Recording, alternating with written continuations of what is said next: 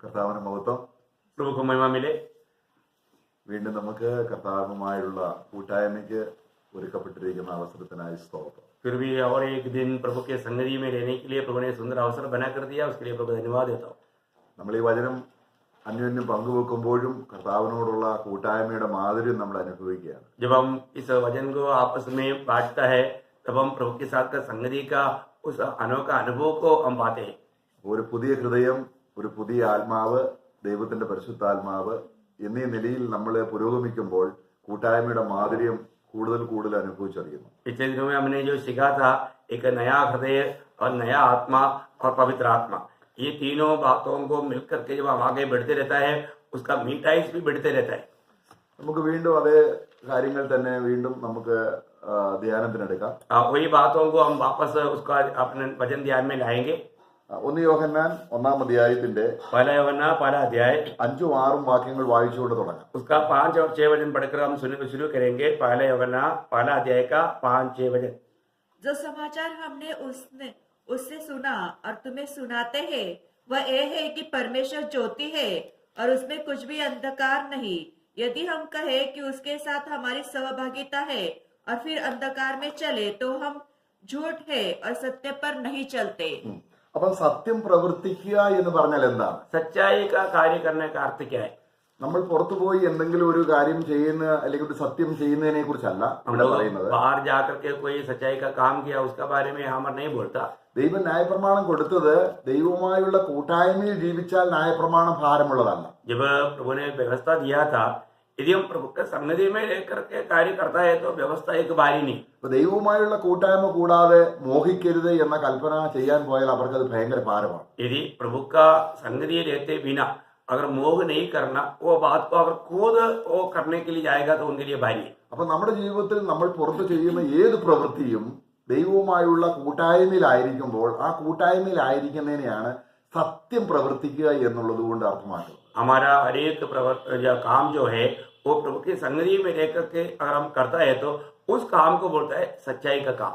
അപ്പോൾ കൂട്ടായ്മയിൽ ഇരിക്കുക എന്ന് പറയുന്നത് സത്യം പ്രവർത്തിക്കുക എന്നാണ്.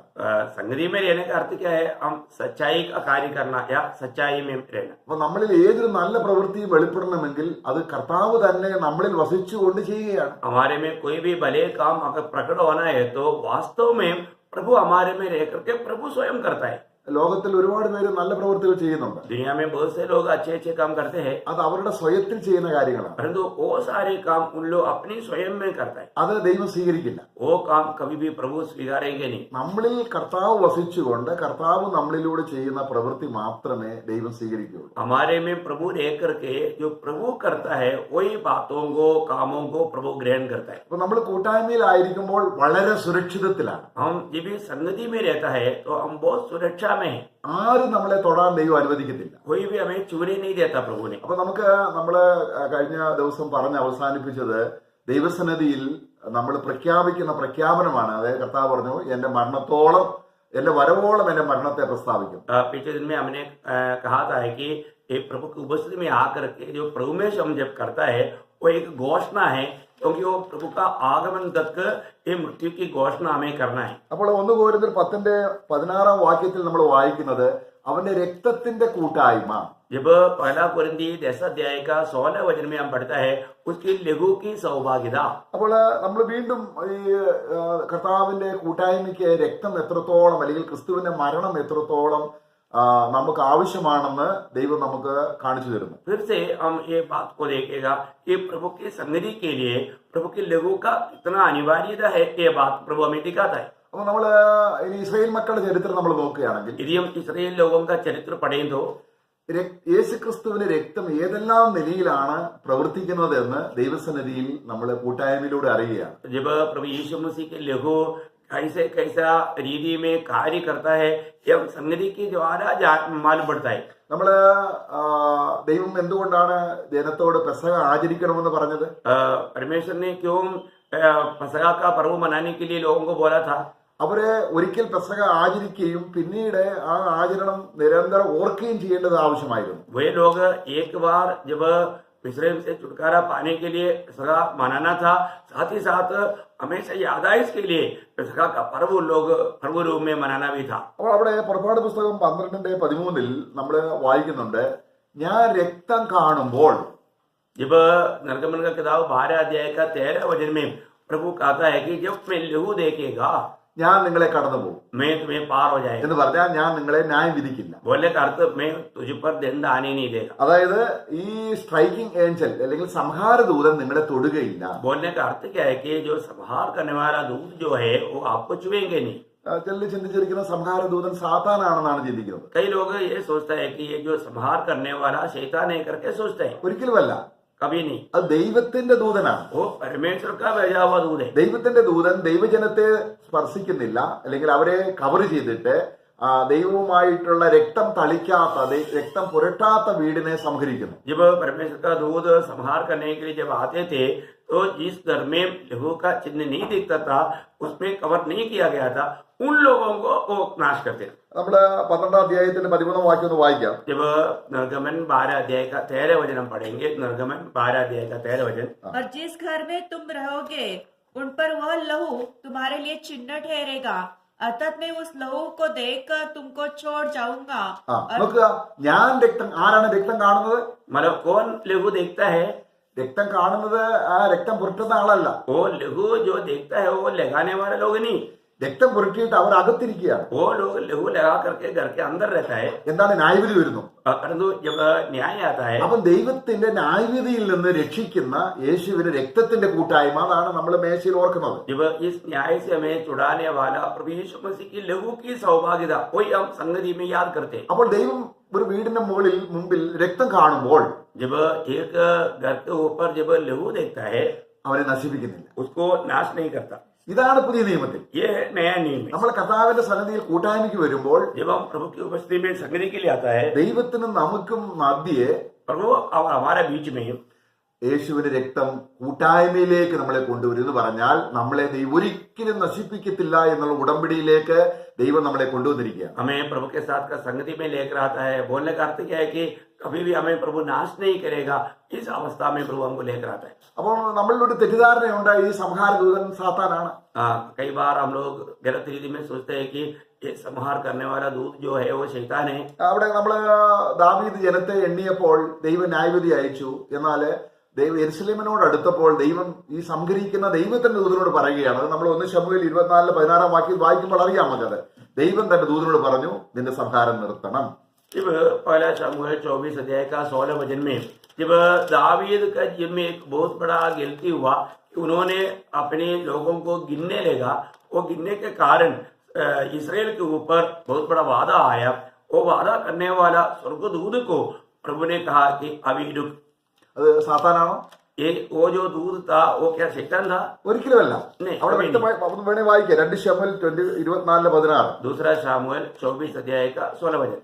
परंतु जब दूत ने यरूशलेम का नाश करने को उस पर अपना हाथ बढ़ाया, तब यहोवा उस विपत्ति डालकर शोकित हुआ और प्रजा का नाश करने के दूत से कहा, बस कर, अब अपना हाथ खींच। അപ്പോൾ ആരാണ് അവിടെ സംഹാരം കൊണ്ടുവരുന്നത് അല്ലെങ്കിൽ ന്യായവിധി കൊണ്ടുവരുന്നത്? यहाँ पर वो ताड़ना कौन लाया? ദൈവമാണ്. परमेश्वर ने लाया। അപ്പൊ ദൈവം തന്റെ പുത്രനെ അയച്ചത് ദൈവ കോപത്തിൽ നിന്ന് നമ്മളെ രക്ഷിക്കാനാണ്. കാരണം അവനിൽ വിശ്വസിക്കുന്നവന് ദൈവകോപം ഇല്ല. मतलब परमेश्वर ने अपने पुत्र को ये जगत में क्यों भेजा कि हमें उस परमेश्वर के उस भयंकर ताड़ना से बचाने के लिए, क्योंकि वचन कहता है जो भी प्रभु ईश्वर पर विश्वास करता है उसको दंड किया गया नहीं। അപ്പൊ കൂട്ടായ്മയ്ക്ക് വരുന്ന വ്യക്തിക്ക് ആദ്യം ഈ ബോധ്യം ഉണ്ടാകണം. अभी संगति में आने वाला व्यक्ति को ये बात का बारे में समझ होना चाहिए।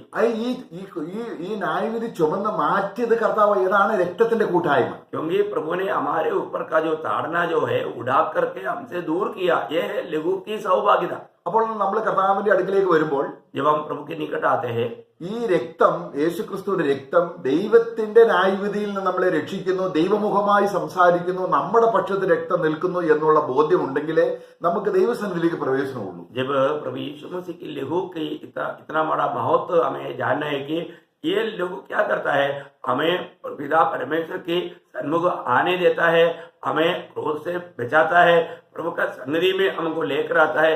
ये महत्व को जान करके हमें प्रभु को महिमा करना है। അപ്പം നമുക്ക് ഒരു വാക്യം കൂടെ വായിക്കാം.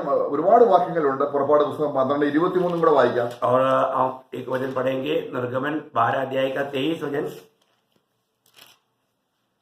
क्योंकि यहोवा देश के बीच होकर मिस्रियों को मारता जाएगा, इसलिए जहाँ जहाँ वह चौखट पे सिरे और दोनों लंगरों पर उस लहू को देखेगा, वहाँ वहाँ वह उस द्वार को छोड़ जाएगा और नाश करने वालों को तुम्हारे घर में मरने के लिए न जाने देगा। ഞാൻ രക്തം കാണുമ്പോൾ എന്ന് പിന്നെയും അവിടെ പറയുകയാണ്. यहाँ पर प्रभु वापस कहता है कि जब मैं लहू देखेगा, നിങ്ങളുടെ വീടുകളിൽ മേൽ നിങ്ങളെ ദണ്ഡിപ്പിക്കേണ്ടതിന് സംഹാര ദൂതനെ ഞാൻ സമ്മതിക്കുകയില്ല. तुम्हारे घरों में संहार करने के लिए संहार दूत को मैं कभी अनुमति नहीं दूंगा। Praise the Lord. അപ്പോൾ ദൈവസന്നിധിയിൽ നമ്മുടെ ധൈര്യം എന്താണ്? अभी प्रभु का उपस्थिति में हमारा हिम्मत क्या है? ദൈവം എന്നെ അവന്റെ കോപത്തിനല്ല, प्रभु ने हमें उसके क्रोध के लिए नहीं, പിന്നെ അവന്റെ രക്ഷയ്ക്കായിട്ടാണ് എന്നെ തെരഞ്ഞെടുത്തത്. उनके उद्धार पाने के लिए मुझको चुना है। അപ്പോൾ ദൈവത്തോടുള്ള ഭയം ദൈവം എന്നെ ശിക്ഷിക്കുമെന്നുള്ള ഭയമല്ല. इसका मतलब परमेश्वर का जो भय जो है वो परमेश्वर मुझको ताड़ना देगा, वो नहीं। എനിക്ക് ദൈവത്തോടുള്ള സ്നേഹത്തിലുള്ള ഭയം, प्रभु के साथ का प्रेम में होने वाला भय, ദൈവത്തോടുള്ള ബഹുമാനമാണ്. प्रभु के साथ का आदर का भय। ദൈവം എന്നെ ഈ രീതിയിൽ കരുതിയല്ലോ എന്ന് ഓർക്കുമ്പോൾ ഉണ്ടാകുന്ന ആ ഭയഭക്തിയാണ്. प्रभु मुझको मैं जाने के लिए इतना महान कार्य किया, इसका जो एक आदर सम्मान करते हुए भय। അപ്പോൾ നേരത്തെ ദൈവത്തോട് ശത്രുതയായിരുന്ന ഈ ഹൃദയം പുതുക്കപ്പെട്ട് ഇപ്പോൾ ദൈവത്തോട് നല്ല കൂട്ടായ്മയിലാണ്. पहले प्रभु के साथ दुश्मनी में थे, परंतु अभी प्रभु के साथ मेल का करके प्रभु के साथ अच्छा संबंध में। അപ്പൊ നമ്മള് 1 Korinത്യർ 11 അധ്യായത്തിൽ നമ്മൾ വായിച്ച രക്തത്തിന്റെ കൂട്ടായ്മയുടെ മഹത്വത്തെ കുറിച്ചാണ് ചിന്തിച്ചുകൊണ്ടിരിക്കുന്നത്. जब 1 कोरिन्थियों 11 अध्याय में भी हमने जो मेष के ऊपर हमने प्रभु के बारे में पढ़ा था, उस संगति के महत्व के बारे में हम लोग ध्यान करता है। എബ്രായ ലേഖനം 11:28 നമ്മൾ വായിക്കാം. जब इब्रानियों का पत्री उसका 11 अध्याय का 38 हम पढ़ेंगे। इब्रानियों 11 का 28 इब्रानियों 11 अध्याय का 28। विश्वासी ही से उसने फसह और लहू बिछड़ने की विधि मानी कि पहलोट का नाश करने का इस्राएलों पर हाथ न डाले। അപ്പൊ പുതിയ നിയമത്തിൽ അത് എടുത്തു പറയുകയാണ്. नए नियम में बात को उड़ा कर कहता है, എന്തുകൊണ്ടാണ് അവർ പെസഹ ആചരിച്ചത്? वे लोग क्यों पेसका को मनाया?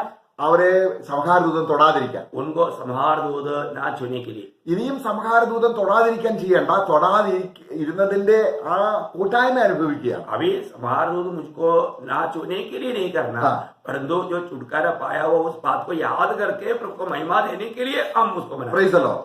അപ്പൊ പെസഹ ആചരണം എന്ന് പറയുന്നത് ദൈവത്തോടുള്ള വലിയൊരു കൂട്ടായ്മയുടെ അനുഭവമാണ്. इसका मतलब पेसका का आचरण बोलेगा तो प्रभु के साथ एक गहरा संगति का महत्व की बात है। അപ്പോൾ നമുക്ക് കർത്താവായ യേശുവിന്റെ രക്തം നമ്മളെ ഏതെല്ലാം നിലയിൽ സംരക്ഷിക്കുന്നു? ദൈവ കോപത്തിൽ നിന്ന് നമ്മളെ രക്ഷിക്കുന്നു. തന്നെയല്ല, ദൈവത്തോടുള്ള ഒരു കൂട്ടായ്മയ്ക്ക് ഒരു നല്ല മനസാക്ഷി ഉണ്ടാക്കി തരുന്നു. जब प्रभु यीशु मसीह के लहू हमें किन किन कार्यों में काम में लाता है, पहली बात वो क्रोध से बचाता है, दूसरी बात हमें प्रभु के साथ का एक गहरा संगति का भी कारण बनाता है। കാരണം നമ്മൾ അറിയാതെ തന്നെ ഒരുപാട് മരണപ്രവൃത്തികൾ നമ്മളിൽ വരുന്നുണ്ട്. हम लोग जाने अनजाने हम मृत्यु के दंड का योग्य कई काम हमारे जीवन में होता है। പക്ഷെ ദൈവത്തോട് കൂട്ടായ്മ നമുക്ക് ഉണ്ടെന്ന് പറയണമെങ്കിൽ നമുക്ക് യേശുവിന്റെ രക്തം എങ്ങനെ പ്രവർത്തിക്കുന്നു എന്നുള്ള ബോധ്യം വന്നെങ്കിലേ നമുക്ക് ധൈര്യം ഉണ്ടാകത്തുള്ളൂ. परंतु प्रभु का साथ का अच्छा सौभाग्यता का नाता बनाए रखने के लिए हमको प्रभु का लघु किस रीति में कार्य करता है वो बात का सही समझ होना चाहिए। അപ്പൊ നമ്മൾ എബ്രായ ലേഖനം 9:11-12 എന്താ വായിക്കുന്നത്?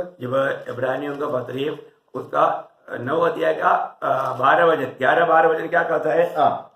അവിടെ ദൈവത്തിന്റെ ആലയത്തിലേക്ക് जब प्रभु के मंदिर की ओर അവനെ പ്രവേശിച്ചു. जब उसने प्रवेश किया, അതില് 11-12 9 अध्याय का 11-12। परंतु जब मसीह आने वाली अच्छी अच्छी वस्तु का महायाजक होकर आया, तो उसने और भी बड़े और सिद्ध तंबू से होकर, जो हाथ का बनाया हुआ नहीं अर्थात इस सृष्टि का नहीं, और बकरों और बछड़ों के लहू के द्वारा नहीं, पर अपने ही लहू के द्वारा एक ही बार पवित्र स्थान में प्रवेश किया और अनंत छुटकारा प्राप्त किया। അപ്പോൾ യേശുക്രിസ്തു അവിടെ ദൈവസന്നിധിയിലേക്ക്, ദൈവത്തിന്റെ ആലയത്തിലേക്ക് രക്തവുമായി പ്രവേശിച്ചപ്പോൾ എനിക്ക് വിടുതൽ ലഭിച്ചു. जब प्रभु यीशु मसीह अपने पवित्र लहू के द्वारा उस भवन में प्रवेश किया तो मुझको छुटकारा मिला। അപ്പോൾ ഈ ഒരു യാഥാർത്ഥ്യം എപ്പോഴും ഗ്രഹിച്ചു വേണം. രക്തം കൂടാതെ ദൈവസന്നിധിയിലേക്ക് പ്രവേശനമില്ല.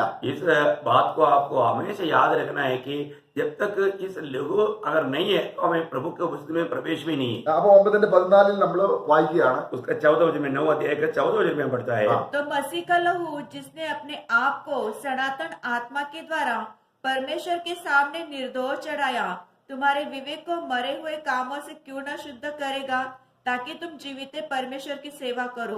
ജീവനുള്ള ദൈവത്തെ ആരാധിക്കണമെങ്കിൽ जीवित परमेश्वर की आराधना करने के लिए ദൈവത്തിനും നമുക്കും മധ്യേ ഈ രക്തം നിൽക്കണം. परमेश्वर और हमारे बीच में ये लहू आना जरूरी है।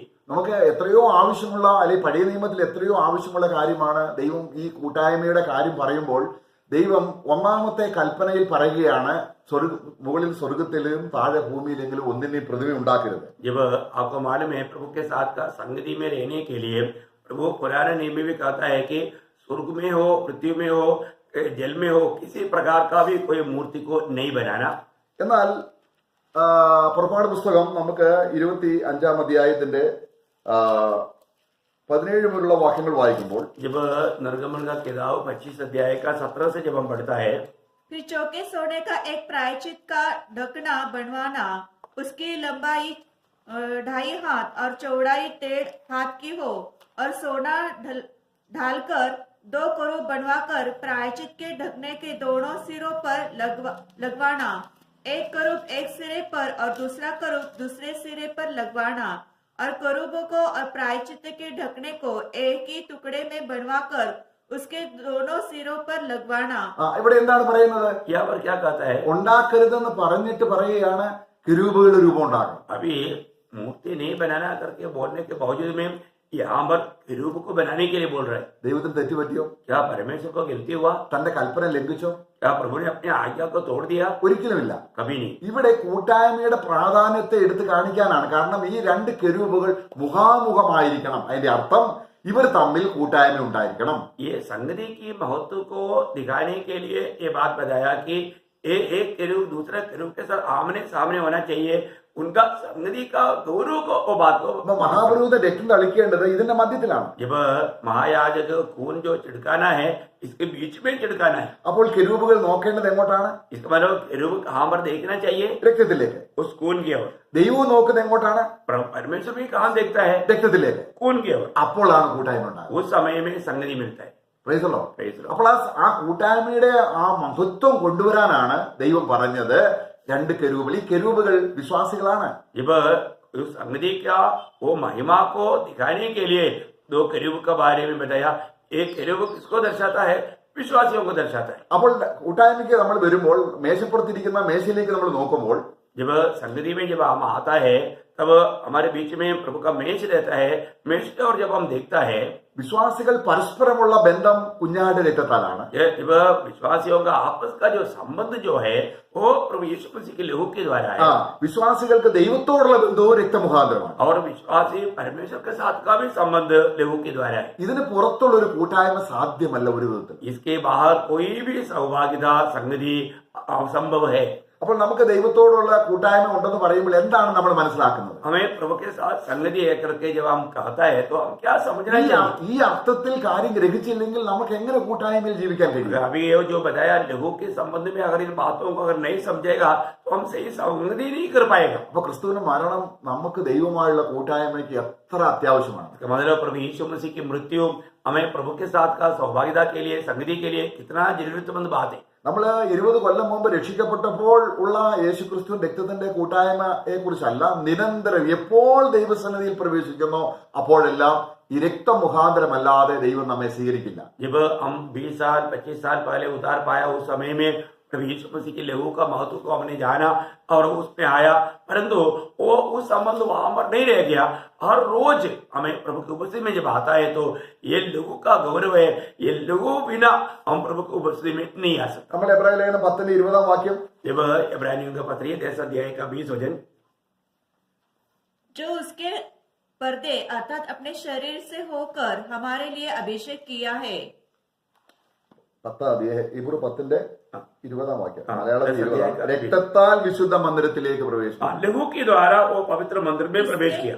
इसलिए हे भाइयों, जब हमें यीशु के लहू के द्वारा 19 का आखिरी, उस नए और जीवित मार्ग से पवित्र स्थान में प्रवेश करने का നമുക്ക് विकल्प ഈ हो പവിത്ര गया है। സ്ഥാനം എവിടെയാണെന്ന് നമ്മൾ വായിച്ചപ്പോൾ നമ്മൾ നേരത്തെ എബ്രായ ലേഖനം അതിന്റെ 9-ാം അധ്യായത്തിന്റെ 11 മുതൽ ഈ പവിത്ര സ്ഥാനത്തേക്ക് യേശു രക്തവുമായി പ്രവേശിച്ചു. അവിടേക്കാണ് ദൈവം നമ്മളെ സ്വീകരിച്ചിരിക്കുന്നത്. अब ये पवित्र स्थान कहाँ पर रह करके हमने इब्रानियों का पत्री 9 अध्याय का 11-12 वचन में हमने देखा कि पिता की सिंहासन जहाँ पर है वहां पर यीशु मसीह ये पवित्र लहू लेकर के हमारे लिए प्रवेश किया. അപ്പൊ നമുക്ക് ഈ രക്തമുഖാന്തരമാണ് ദൈവസന്നിധിയിലേക്ക് പ്രവേശനം ലഭിച്ചതെന്ന് നമ്മൾ വിശ്വസിക്കുമ്പോൾ जब इस लहू के द्वारा प्रभु की उपस्थिति में जाने के लिए प्रभु ने हमको आशीष दिया करके जब हम विश्वास करता है, അവിടെ നമ്മൾ എബ്രായ ലേഖനം 12-ാം അധ്യായത്തിൽ വായിക്കുകയാണ്. जब इब्रानियों का पत्री 12 अध्याय में बढ़ता है, ഹാബേൽ രക്തത്തെക്കാൾ ഗുണകരമായി സംസാരിക്കുന്ന കുഞ്ഞാന്റെ രക്തം. आबेल की लहू से बढ़कर के बात करने वाला मेमने का लहू. അവിടെ പുതിയ നിയമത്തിന് മധ്യസ്ഥനായ യേശുവിനും ഹാബേൽ 12-24 വായിക്കുകയാണ്. जब 12 अध्याय का 24 वचन में बढ़ता है, और नई वाचा के मध्यस्थ यीशु और छिड़काव के लहू के पास आए हो, जो हाबेल के लहू से उत्तम बातें करता है. അപ്പൊ നമുക്ക് ദൈവസന്നിധി വരുമ്പോൾ ആ ധൈര്യം എന്താണ്? अभी हमारे जीवन में प्रभु की उपस्थिति में आने के समय में हमारा याब क्या है? ഞാൻ പാപമൊന്നും ചെയ്തില്ല, मैं पाप नहीं किया, ഇന്ന് ഞാൻ ദൈവം പറഞ്ഞതെല്ലാം കേട്ടു, आज मैंने प्रभु ने जो भी कहा मैंने सुना, അതുകൊണ്ട് എനിക്ക് ഇന്ന് ദൈവസന്നിധിയിൽ പ്രവേശനമുണ്ട്. इसलिए मुझे प्रभु की उपस्थिति में प्रवेश है.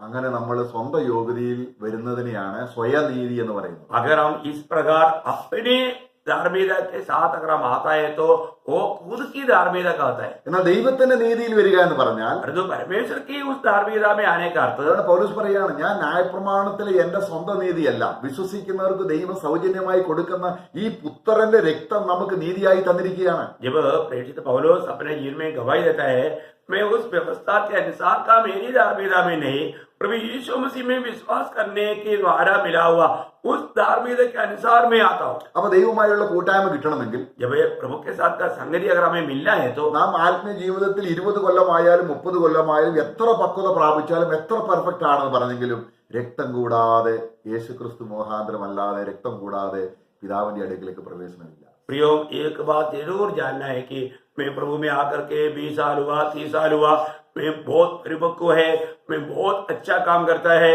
मुझ में कोई कमी नहीं, ये सब कुछ कहे तो भी प्रभु यीशु मसीह की लहू बिना कभी भी परमेश्वर की उपस्थिति में हमें प्रवेश नहीं, संगति नहीं. ഇങ്ങനെ ക്രിസ്തുവിന്റെ രക്തത്തിൽ ഞാൻ പിതാവിന്റെ അടുക്കിലേക്ക് പ്രവേശിക്കുന്നതിനെയാണ് സത്യം പ്രവർത്തിക്കുക എന്നുള്ളത് കൊണ്ട് അർത്ഥമാക്കുന്നത്. इस रीति में प्रभु यीशु मसीह की लहू में विश्वास करने के द्वारा पिता की ओर प्रवेश करने वाला जीवन को बताता है, हम सच्चाई में कार्य करने वाले. അപ്പൊ ഞാൻ ഒരുപാട് വർഷമായി ദൈവവുമായുള്ള കൂട്ടായ്മയിലാണ്. ഇന്ന് വരുമ്പോൾ എനിക്ക് യേശുക്രിസ്തു രക്തത്തിന്റെ ആവശ്യമില്ല എന്നൊരുവൻ ചിന്തിക്കുന്നെങ്കിൽ ഇരുട്ടിൽ നടക്കുന്നു. यहाँ बहुत साल हो गया, मैं प्रभु यीशु मसीह में हूँ, अभी मुझे आज प्रभु के उपस्थिति में जाने के लिए प्रभु यीशु का लोगों का जरूरत नहीं करके कहेगा तो वो व्यक्ति अभी भी अंधकार में. അപ്പം പ്രിയമുള്ളവരെ, കൂട്ടായ്മയ്ക്ക് ദൈവം വെച്ചിരിക്കുന്ന വ്യവസ്ഥ എന്താണ്? प्रियो, परमेश्वर की संगति के लिए प्रभु ने किया हुआ व्यवस्था या रखा हुआ व्यवस्था क्या है? നമുക്ക് എപ്പോഴും ഈ ഒരു ദിവസം നമ്മൾ എപ്പോഴെല്ലാം ദൈവത്തോട് അടുക്കുന്നുവോ അപ്പോഴെല്ലാം രക്തം നമുക്ക് സാക്ഷ്യമായിട്ട് നമുക്ക് അനുകൂലമായി സംസാരിക്കുകയാണ്. हम कभी भी प्रभु के निकट जाता है तो हमारे लिए बात करने वाला उस लोगों के सहारे में लोगों को साथ लेकर के हमें प्रभु के निकट जाना है. ഇവിടെ നമ്മൾ നോക്കണം, ഹാബേലിന്റെ രക്തം പോലെയല്ല.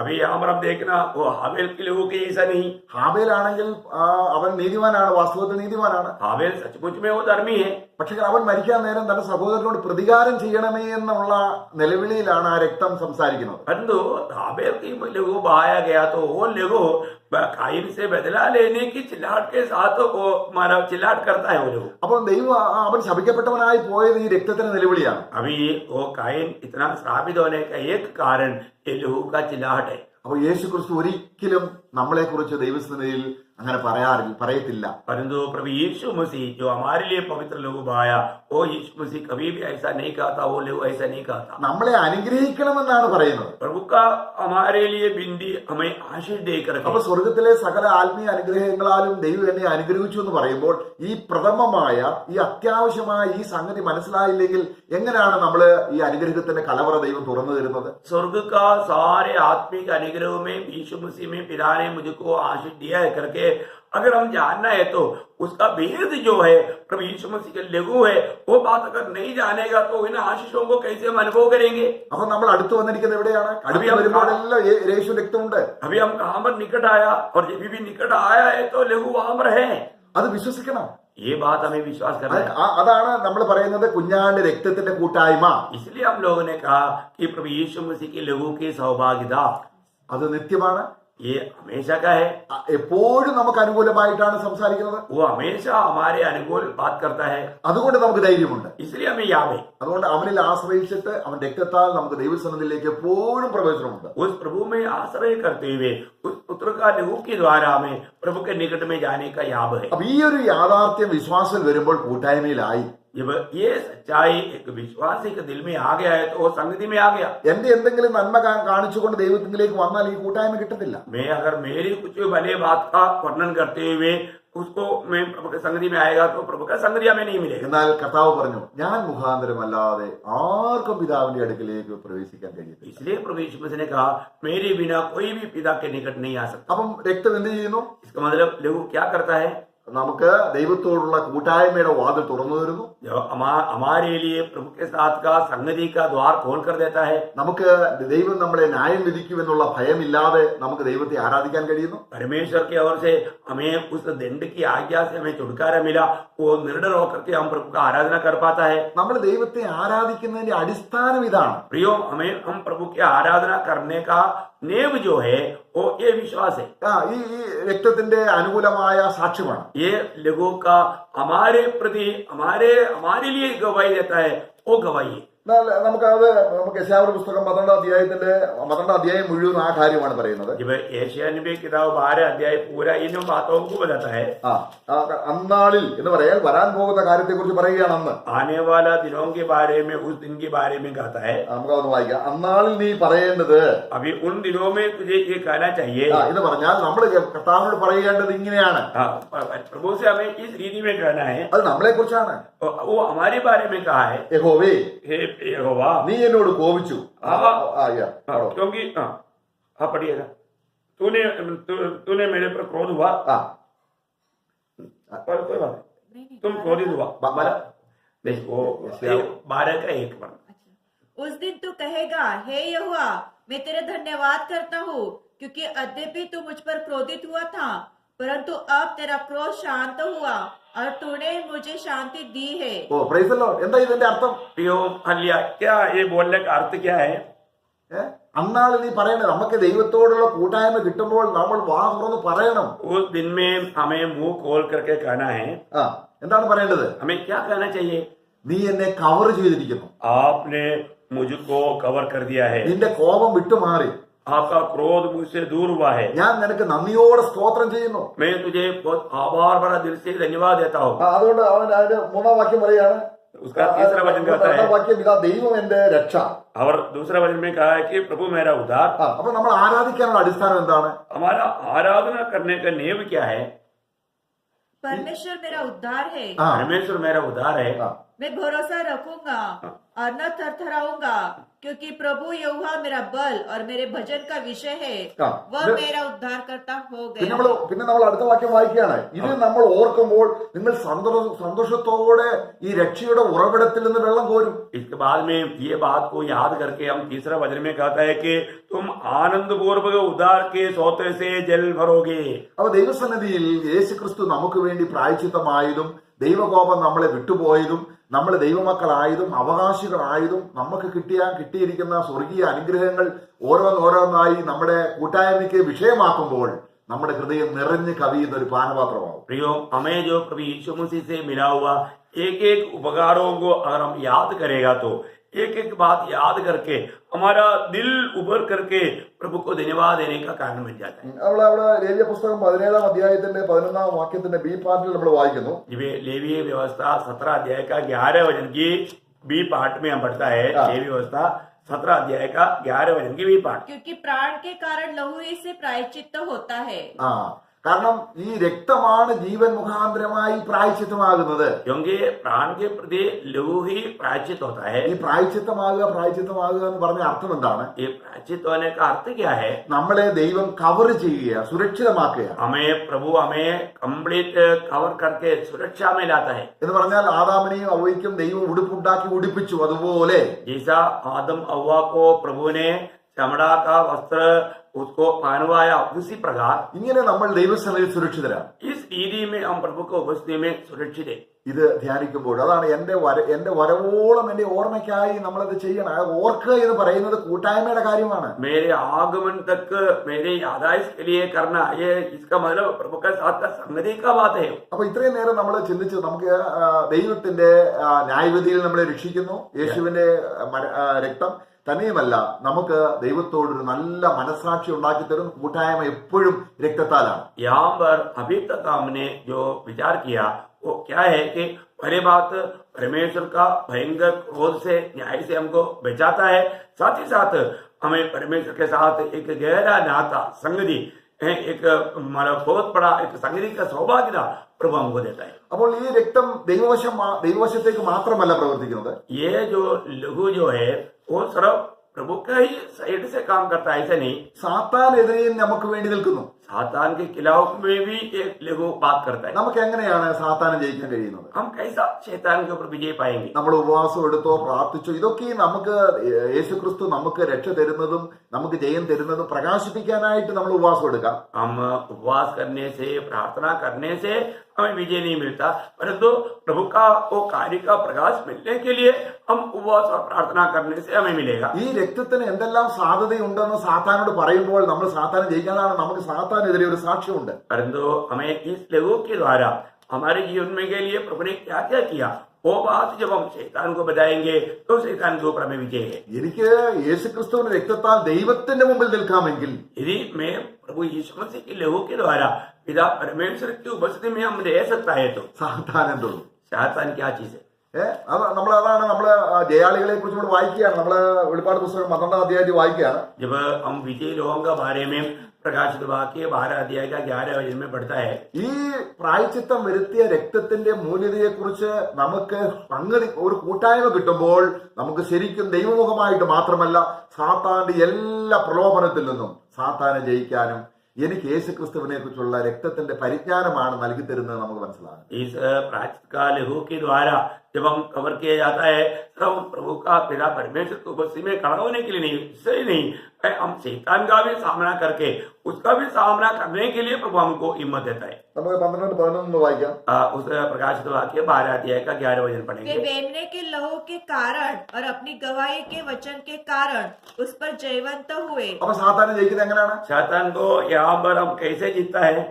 അപ്പം നമുക്ക് കർത്താവിന്റെ രക്തം ഏതെല്ലാം നിലയിൽ മൂല്യമാണ് എന്നുള്ളത് നമ്മൾ അറിഞ്ഞില്ലെങ്കിൽ നമ്മൾ ചുമ്മാതെ സാത്താനുമായി പോരാടിക്കൊണ്ടിരിക്കും. प्रभु का लहू के द्वारा हमें मिलने वाला विजय के बारे में यदि हम नहीं जानेगा तो फालतू में हम शैतान के साथ लड़ते रहेगा. നമ്മളെപ്പോഴും പരാജയപ്പെടുന്നത് രക്തത്തിന്റെ മൂല്യതയെ കുറിച്ച് നമുക്ക് കൂട്ടായ്മ ഇല്ലാത്തത് കൊണ്ടാണ്. हम कई बार हार जाने का मेन कारण क्या है कि इस लहू के द्वारा प्रभु के साथ का सच्चा संगति के अनुभव में हम बना नहीं रहता. इसलिए അപ്പോൾ നമുക്ക് ഏതെങ്കിലും നിലയിൽ സാത്താൻ ഒരു പ്രലോഭനം ഉണ്ടായാൽ, यदि हमें किसी प्रकार भी शैतान की ओर से कोई भी ऐसा प्रलोभन आए, ഞാൻ ദൈവസന്നിധിയിൽ മൂടപ്പെട്ടവനാണ്, मैं प्रभु की उपस्थिति में प्रभु के द्वारा मैं कवर किया गया है, എന്നെ സാത്താൻ തൊടണമെങ്കിൽ ആദ്യം എന്റെ ദൈവത്തെ തൊടണം.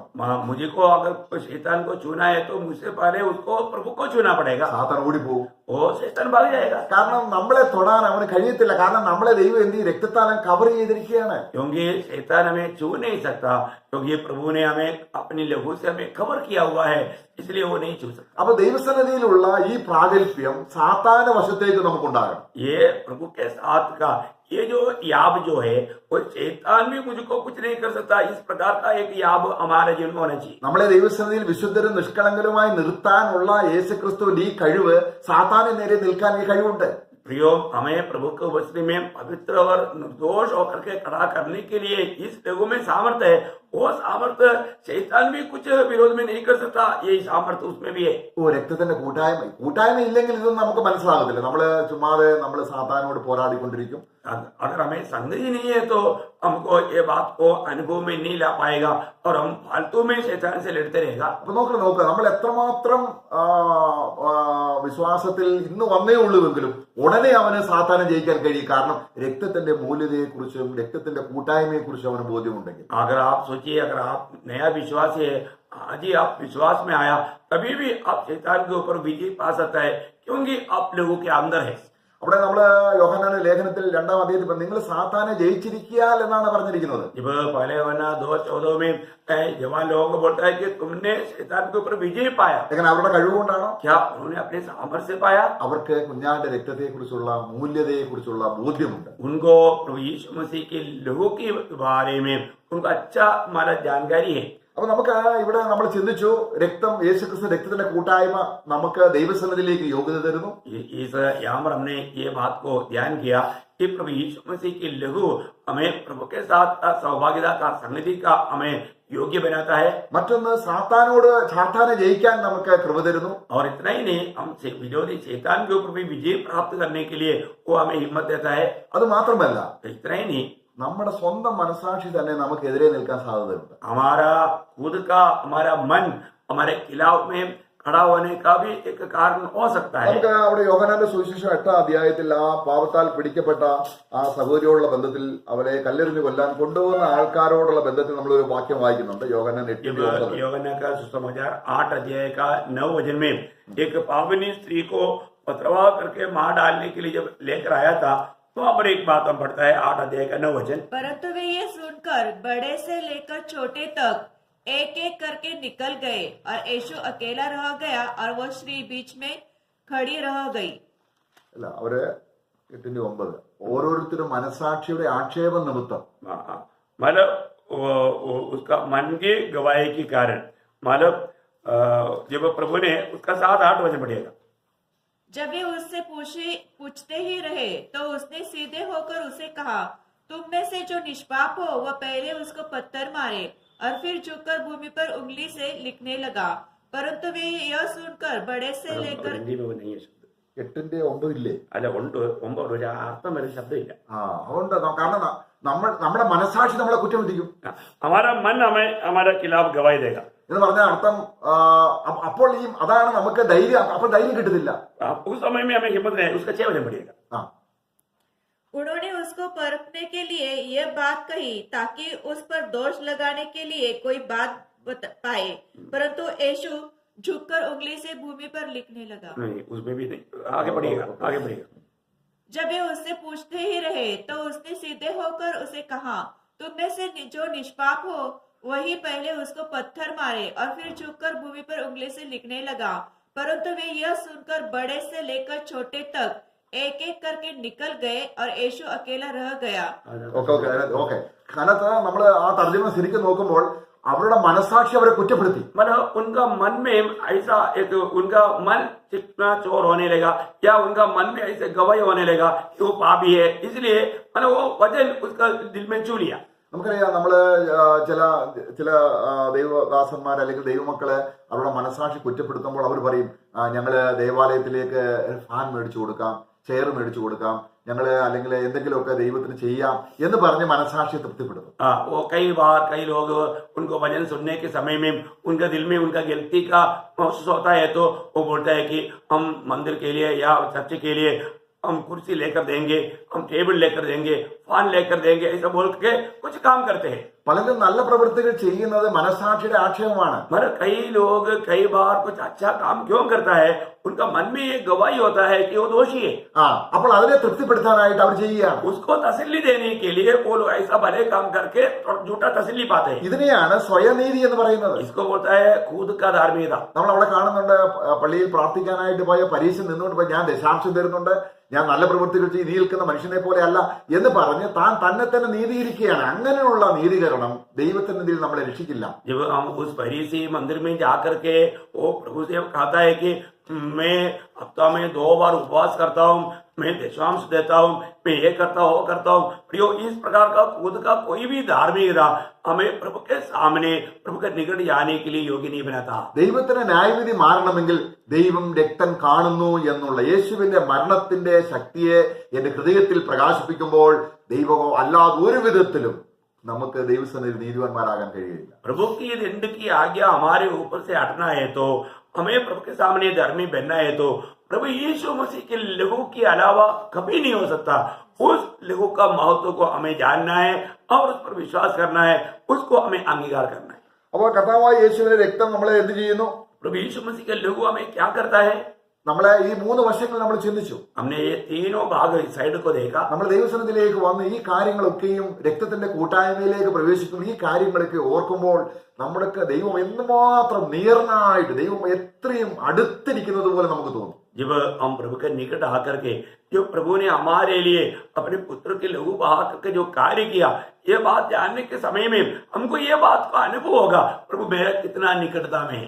നമ്മൾ എഫെസ്യ ലേഖനം അതിന്റെ 2-ാം അധ്യായത്തിന്റെ 13-ാം വാക്യം, ദൂരസ്ഥരായ നിങ്ങൾ जब एफेसियों का पत्री 2 अध्याय का 13 वचन में, जबकि तुम दूर थे तुम लोग ഇപ്പോൾ अभी ക്രിസ്തുവിന്റെ രക്തത്താൽ मसीह की लहू के द्वारा നിങ്ങൾ സമീപസ്ഥരായി. आप लोग निकट आया है। Praise the Lord. അപ്പൊ എങ്ങനെ നമ്മൾ ദൈവത്തിൽ അടുക്കും? तो हम कैसा प्रभु के निकट आता है? നമ്മുടെ സ്വന്തം പ്രവൃത്തിയാണോ? क्या हमारा खुद का कोई धर्म की काम है? നമ്മൾ എത്ര നാൾ വിശ്വാസത്തിലായിരിക്കുന്നു എന്നതിനെ കണക്ക് നോക്കി പ്രാഗൽഭ്യം ഉണ്ടാക്കരുത്. प्रियो, हम कितना बहुत पुराना विश्वासी हूँ बोल करके उस लंबा समय से मैं प्रभु को जानता हूँ मानता हूँ ऐसा बोल के उस धार्मिकता का साथ निकट में नहीं आना। അവൻ നമ്മളെ എന്ത് ചെയ്തു? उसने हमें क्या किया? ദൈവത്തോട് അടുപ്പിക്കുക മാത്രമല്ല രക്തം കൊണ്ട് ചെയ്തത്, सिर्फ प्रभु का निकट लाया, इतना ही नहीं प्रभु यीशु मसीह के खून के द्वारा किया।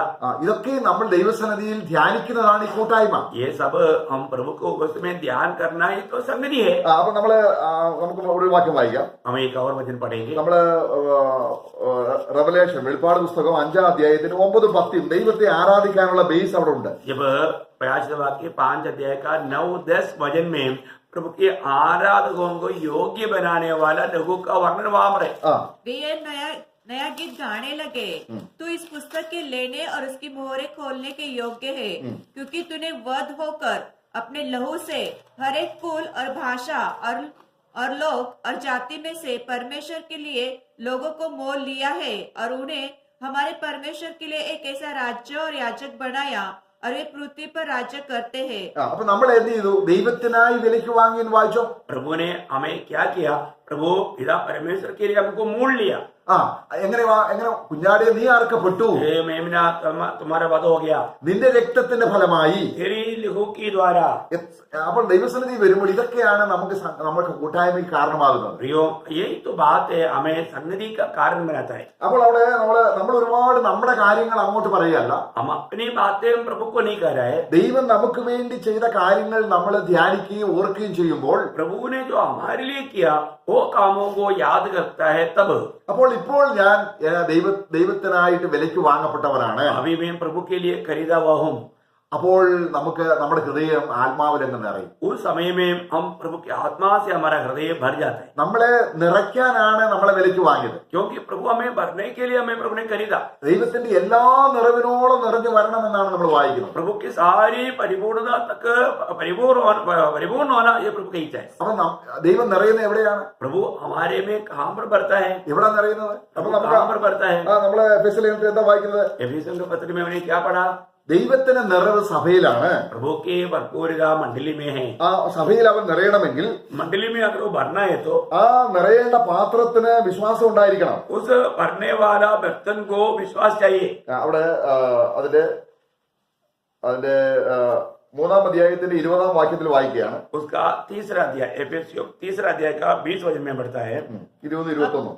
20 और 21। अब जो ऐसा सामर्थ्य है कि हमारे विनती और समझ से कहीं अधिक काम कर सकता है, उस सामर्थ्य के अनुसार जो हमें कार्य करता है कलीसिया में और मसीह यीशु में उनकी महिमा पीढ़ी से पीढ़ी तक युगानुयुग होती रहे, आमीन। അപ്പോൾ ക്രിസ്തു മൂലം സഭ ദൈവസന്നിധിയിൽ മഹത്വപ്പെടുന്നത് ദൈവത്തെക്കുറിച്ചുള്ള ഈ പരിജ്ഞാനം ദൈവം നിറയാനുള്ള പാത്രമാണ് ഞാൻ. अब प्रभु के द्वारा और हमें भर जाना है तो ये कब भरेगा? प्रभु के लिए भरने के लिए तैयार किया हुआ एक बर्तन में हूँ, ये जानकारी हमारे में होना चाहिए। അതിന് 3-ാം അധ്യായത്തിന്റെ 19-ാം വാക്യത്തിലുണ്ട്. उसका 19 तीसरा अध्याय का 19 वचन। ആ और मसीह के उस प्रेम को जान सको जो ज्ञान से परे है, कि तुम परमेश्वर की सारी भरपूरता तक परिपूर्ण हो जाओ. അപ്പൊ ദൈവത്തിൽ നിറയണമെങ്കിൽ ഈ നിറയേണ്ട പാത്രം ദൈവം വിലയ്ക്ക് വാങ്ങും. ദൈവത്തിന്റെ അല്ലാത്ത പാത്രത്തിൽ നിറയാൻ പറ്റത്തില്ല. परमेश्वर का जो नहीं है वो बर्तन में प्रभु कभी भी आत्मा से नहीं भरेंगे, इसलिए हमें परमेश्वर का बर्तन होना जरूरी बात है। അപ്പൊ നമ്മൾ കർത്താവ് പറയുകയാണ്, ലോകത്തിന് പരിശുദ്ധാത്മാവിനെ ലഭിക്കത്തില്ല ये दुनिया को प्रभु की आत्मा नहीं मिलेगा എന്ന് പറഞ്ഞാൽ ദൈവം വിലയ്ക്ക് വാങ്ങാത്തവരിൽ ആത്മാവ് നിറയത്തില്ല. परमेश्वर जिसको खरीदा नहीं उसमें आत्मा नहीं भरेगा। അപ്പൊ നമുക്ക് ആത്മാവിൽ നിറയണമെങ്കിൽ കർത്താവേ എന്നെ നിറയ്ക്കണേ നിറയ്ക്കണേ നിറയ്ക്കണേ എന്ന് നമ്മൾ ഒരുപാട് കാര്യം പറയുന്നത് കൊണ്ടല്ല നിറയ്ക്കുന്നത്. प्रियो, हमें प्रभु को प्रभु से प्रभु मुझे भर दे करके कहने से प्रभु नहीं भरता। പിന്നെ ദൈവം നിറയ്ക്കാൻ വേണ്ടിയാണ് എന്നെ വിലയ്ക്ക് വാങ്ങിയത്. प्रियो, प्रभु ने हमको भरने के लिए प्रभु ने हमें खरीदा। അപ്പൊ രക്തത്തിന്റെ മൂല്യത യേശുവിന് കഷ്ടപ്പെടേണ്ടി വന്നു. जब लोगों बहाने के लिए प्रभु को कष्ट सहना पड़ा, അവൻ ക്രൂശിൽ കഷ്ടം സഹിച്ചു. वो क्रूस में हमारे लिए कष्ट सहा। അതെന്നെ വിശുദ്ധീകരിക്കാൻ വേണ്ടിയാണ് वो मुझे पवित्रता में सिद्ध करने के लिए, എന്ന് പറഞ്ഞാൽ എന്നെ വേർതിരിക്കാൻ വേണ്ടിയാണ്. मुझे अलग करने के लिए। എന്തിനാണ് എന്നെ വേർതിരിക്കുന്നത്? मुझे क्यों अलग करना है? ദൈവത്തിന്റെ എല്ലാ നിറവിനോളം നിറഞ്ഞു വരാൻ. परमेश्वर की सारा परिपूर्णता तक हमें भरने के लिए। അപ്പൊ നമ്മള് ദൈവസന്നിധിയിൽ ഈ കൂട്ടായ്മയിൽ ഇരിക്കുമ്പോൾ നിറഞ്ഞുകൊണ്ടിരിക്കുക. जब हम प्रभु के संगति में रहता है तो हम प्रभु से प्रभु को भरते रहता है। നമ്മൾ എപ്പോഴാണ് ആത്മാവിൽ നിറയുന്നത്? हम कब आत्मा में भरता है? ഈ രക്തത്തിന്റെ യോഗ്യതയെക്കുറിച്ചും ദൈവം എന്നെ പ്രവേശിപ്പിച്ചതും ദൈവം എന്നെ വിലയ്ക്ക് വാങ്ങിയതും ദൈവത്തിന്റെ വകയാണ്, ഞാൻ ദൈവത്തിന്റെ മകനാണെന്നൊക്കെയും ആത്മാവിൽ ധ്യാനിച്ചിങ്ങനെ നമ്മൾ ആത്മാവിൽ നിറഞ്ഞുകൊണ്ടിരിക്കുക. जब मैं प्रभु का बेटा है, प्रभु ने मुझको छुटकारा दिया है, प्रभु ने मुझको खरीदा है, प्रभु ने हमारे जीवन के लिए किया हुआ उन बातों को जैसे याद करके प्रभु के साथ हम संगति करते रहेगा तो हम आत्मा में बढ़ते जाएगा। അപ്പോൾ ക്രിസ്തുവിന്റെ അല്ലാത്തവരിൽ ദൈവത്തിൽ നിറയാൻ കഴിയുന്നത് എങ്ങനെ? जो लोग मसीह का नहीं है वो लोग आत्मा में भरने का अवस्था कैसे आएगा? അപ്പൊ ഞാൻ ക്രിസ്തുവിന്റെ വകയാണ്, अभी मैं प्रभु का खुद का है, എന്നെ വിലയ്ക്ക് വാങ്ങി, प्रभु ने मुझको खरीदा, ഞാൻ ഇനി എന്റെയും കൂടെ അല്ല, अभी मैं मेरा भी नहीं, ഞാൻ ക്രിസ്തുവിന്റെ വകയാണ്. अभी मैं मसीह का बन गया। ഇനിയും ഞാൻ ദൈവത്തിന്റെ ആത്മാവിൽ നിറയുമ്പോൾ എന്റെ ശരീരം കൊണ്ടുപോലും ദൈവത്തെ മഹത്വപ്പെടുത്തുന്ന രീതിയിൽ എന്റെ ശരീരത്തിന്റെ ചലനം, എന്റെ ആഗ്രഹങ്ങൾ, എന്റെ ശരീരം മുഴുവനും ദൈവത്തിന്റെ മഹത്വത്തിനായിട്ട് മാറ്റപ്പെടുകയാണ്. अभी जैसा मैं प्रभु के आत्मा से भरते जाएगा तो मेरा आत्मा नहीं, मेरा शरीर भी प्रभु के काम में आने लायक आत्मा से भरते जाते हैं। അപ്പൊ നമ്മള് ഈ കാര്യത്തോടുള്ള ബന്ധത്തിൽ നമ്മള് കൊലോസ്യ ലേഖനം 1:20 വായിക്കുമ്പോൾ इस हमारे संबंध में हम कोलोसियों का पत्री 1 अध्याय का 20 वचन में जो पढ़ता है, അവിടെ അവിടെ എങ്ങനെയാണ് യേശുക്രിസ്തു നമ്മളെ ദൈവവുമായിട്ട് സമാധാനത്തിലാക്കിയതെന്നുള്ളതിന് ഒരു വിവരണം. അതാണ് സുവിശേഷത്തിന്റെ മർമ്മമായിട്ട് പൗലോസ് പറയുന്നത്. प्रभु ने हमें पिता के साथ संगति में कैसे लेकर आया, वो एक सुसमाचार का वेद के रूप में पौलुस यहाँ पर कहता है। कोलोसियों 1:20 और उसके क्रूस पर बहाए हुए लहू के द्वारा मेल मिलाप करके सब वस्तु का उसके द्वारा से अपने साथ मेल कर ले, चाहे वे पृथ्वी पे की हो चाहे हो स्वर्ग में की हो. നോക്കുക, ദൈവത്തിന്റെ സന്നിധിയിൽ നമ്മൾ ഇപ്പോൾ വിശുദ്ധരും നിഷ്കളങ്കരും കുറ്റമില്ലാത്തവരുമായി നിൽക്കാൻ ക്രൂശിൽ ചൊരിഞ്ഞ രക്തമുഖാന്തരമായി നോക്കുക, प्रभु के उपस्थिति में हम एक निष्कलंक, निष्कपट और अनेक प्रकार का जुरी को दूर करके प्रभु का उपस्थिति में खड़ा होने के लिए हम लायक बना। कैसे? देखिए, ആ കൂട്ടായ്മയിലായിരിക്കുമ്പോൾ उस संगति में जब रहता है, ഞാൻ എന്ത് പ്രവർത്തിച്ചാലും കുറ്റമില്ലായ്മ. मैं कुछ भी कार्य करता है तो वो वहां पर कुछ गलती नहीं निकलती, കാരണം കർത്താവ് തന്നെയാണ് എന്റെ ജീവിതത്തിലൂടെ ആ പ്രവൃത്തി കൊണ്ടുവരുന്നത്. क्योंकि प्रभु स्वयं मेरे जीवन में होकर के प्रभु अपना वो काम करते हैं। അതാണ് കൂട്ടായ്മയിൽ നടക്കുക എന്ന് പറഞ്ഞാൽ നമ്മളെ സത്യത്തിൽ നടക്കുക എന്നാണ്. संगति में चलने का अर्थ क्या है? कि हम सच्चाई में चलना है കാരണം സത്യം പ്രവർത്തിക്കുന്നു. और हम सच्चाई का काम करते हैं। സത്യം പ്രവർത്തിക്കാൻ കഴിയാത്തത് എന്തുകൊണ്ടാണ്? जो व्यक्ति सच्चाई क्यों नहीं कर पाता? എന്നെ ദൈവസേന യോഗ്യനാക്കുന്നത് ക്രിസ്തു ആണെന്നുള്ള ആ പരിജ്ഞാനമില്ലാത്തത് കൊണ്ടാണ്. मुझे प्रभु के उपस्थिति में योग्य बनाने वाला कार्य यीशु मसीह करता है, ये बात का ज्ञान ना होने का कारण। ഇതിന് പറയുകയാണ്, യേശുക്രിസ്തു ഇങ്ങനെ എന്നെ കുറ്റമില്ലാത്തവനായി അവന്റെ രക്തത്താൽ ആക്കി തീർത്തത് ആകാശത്തിന് കീഴിലുള്ള സകല സൃഷ്ടികളോട് ഞാൻ പ്രസംഗിക്കുന്നു. अभी प्रभु यीशु मसीह इस प्रकार मुझे एक निर्दोष बनाया, ये बात मैं आकाश के नीचे सारे सृष्टियों को प्रचार करता हूँ। അപ്പോൾ നിങ്ങൾ കേട്ടിരിക്കുന്ന ഈ സുവിശേഷത്തിന്റെ പ്രത്യാശയിൽ നിന്ന് നിങ്ങൾ ഇളകിപ്പോകാതെ അടിസ്ഥാനപ്പെടണം. आप लोगों ने जो सुना हुआ ये सुसमाचार से तुम लोग कहीं हिल न जाए, उसमें तुम लोग स्थिर होना चाहिए। ഇത് പറഞ്ഞാൽ ഞാൻ എന്റെ സ്വന്തം യോഗ്യത ദൈവസന്നിധിയിൽ വരാൻ കൊണ്ടുവരരുത്. इस बोलने का अर्थ क्या है कि मैं अपना खुद का धार्मिकता का विषय को प्रभु का दृष्टि में, प्रभु का उपस्थिति में लेकर नहीं आना. അപ്പോൾ നമുക്ക് കർത്താവായ യേശു ക്രിസ്തുവിന്റെ രക്തം തരുന്ന പ്രാഗൽഭ്യം, जब प्रभु यीशु मसीह की पवित्र लहू हमें जो देता है वो याब, നമുക്ക് ഏത് സമയത്തും ദൈവത്തോടുള്ള പ്രവേശനത്തിന് അല്ലെങ്കിൽ ദൈവസന്നിധിയിലുള്ള കൂട്ടായ്മയ്ക്ക് അത് മാത്രമാണ് മുഖാന്തരം. हम कोई भी समय में प्रभु के निकट, प्रभु के संगति में जाने के लिए हमें योग्य बनाता है. सिर्फ लहू ही हमें योग्य बनाने वाला कार्य है. നമ്മൾ 1 പത്രോസ് 1:18-19 വാക്യങ്ങൾ വായിക്കുമ്പോൾ जब पहला पत्रोस पहला अध्याय का 18-19 वचन जब पढ़ता है, നമുക്ക് വളരെ നന്നായി അറിയാവുന്ന ഒരു വചനമാണ്. हम लोग अच्छी तरह जानने वाले एक वचन है. പക്ഷെ അവിടെ യേശു ക്രിസ്തു രക്തത്തിന്റെ മൂല്യതയെ കുറിച്ച് ദൈവാത്മാവ് വെളിപ്പെടുത്തുന്നതിന്റെ മൂല്യത നമ്മൾ അറിയണം. अगर वहां पर प्रभु यीशु मसीह की लहू की महत्व के बारे में वो जो वर्णन करता है वो हमें जानना चाहिए. ഒന്ന് വായിക്കാം നമുക്ക്. पहला पत्रोस पहला अध्याय का 18-19 वचन. क्योंकि तुम जानते हो कि तुम्हारा निकम्मा चाल चलन जो बाप दादों से चलता आता है, उससे तुम्हारा छुटकारा चांदी सोने अर्थात नाशवान वस्तु के द्वारा नहीं हुआ, पर निर्दोष और निष्कलंक मेमने अर्थात मसीह के बहुमूल्य लहू के द्वारा हुआ है. അപ്പോൾ നമ്മുടെ പഴയ നടപ്പിൽ നിന്ന് നമ്മളെ രക്ഷിക്കുന്നത് എന്താണ്? हमारा पुराना चाल चलन से हमें जो बचाने वाला चीज क्या है? നമുക്ക് രക്തത്തെ കുറിച്ചുള്ള മൂല്യത ഇല്ലെങ്കിൽ പിന്നെയും നമ്മൾ രക്ഷിക്കപ്പെട്ടു, പിന്നെയും നമ്മൾ എന്ത് ചെയ്യും? പഴയ നടപ്പിൽ നടക്കും. हमारा जीवन में अगर लहू का मूल्य अगर नहीं जानेगा तो हम वापस पुराना चाल चलन में जा सकते हैं. അപ്പൊ ആ രക്തത്തിന് വില കൽപ്പിക്കുന്നത് ആരാണ്? उस लहू का मूल्य वो कौन उसका निर्णय लेता है? ദൈവമാണ്. ये परमेश्वर का काम है. ദൈവത്തിന് ക്രിസ്തുവിന്റെ രക്തം മൂല്യത ഉള്ളതുപോലെ जिस प्रकार परमेश्वर के सामने प्रभु का लहू का मूल्य है, എനിക്കും ആ മൂല്യതയെ കുറിച്ചുള്ള പരിജ്ഞാനം വർദ്ധിച്ചു വരികയാണ്. मुझको भी जैसा प्रभु का संबंध में रहेगा तो उसका ज्ञान मुझ में बढ़ते जाएगा. കാരണം നമ്മൾ യേശുവിനെ വിശ്വസിക്കുക എന്ന് പറഞ്ഞാൽ അർത്ഥം हम प्रभु यीशु पर विश्वास करने का अर्थ യേശു ഏറ്റവും വിലയുള്ളവനാണെന്ന് അറിയുന്നതിനെയാണ് വിശ്വാസം എന്ന് പറയുന്നത്. प्रभु सबसे मूल्यवान है करके जानना, ये है बात जानने का खास बात. ഒരു വാക്യം നമുക്ക് അവിടെ 1 പത്രോസ് 2-ാം അധ്യായം വായിക്കുകയാണ്. पहला पत्रोस दूसरा अध्याय में बढ़ता है, അതിന്റെ 7-ാം വാക്യം, उसका 7 वचन. 2-ന്റെ 7. अतः तुम्हारे लिए जो विश्वास करते हो वह तो बहुमूल्य है. വിശ്വസിക്കുന്നവർക്ക് അവൻ എങ്ങനെയുള്ളവനാണ്? വിലയേറിയവനാണ്. विश्वास करने वालों के लिए वो बहुमूल्य है. അപ്പം വിശ്വസിക്കുക എന്ന് പറഞ്ഞ അർത്ഥം എന്താണ്? विश्वास करने का अर्थ क्या है? യേശുവിനെ എത്രത്തോളം പരിശുദ്ധാത്മാവിന്റെ ശക്തിയോടെ ജ്ഞാനത്തോടെ വിലയുള്ളവനായി കാണുന്നോ അതാണ് വിശ്വാസം. जब प्रभु यीशु मसीह पवित्र आत्मा की सहायता से पिता का दृष्टि में कितना मूल्यवान है वो बात को जानना ही विश्वास है. നമുക്കറിയാം ഇസ്രായേൽ മക്കൾ യേശുവിൽ വിശ്വസിച്ചോ? क्या इसराइल के लोग प्रभु यीशु में विश्वास किया? വിശ്വസിച്ചു.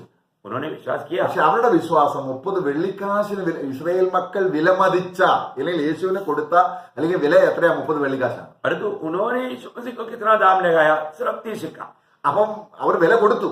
उन्होंने दाम जरूर दिया. പക്ഷെ എത്ര കൊടുത്തു? कितना दिया?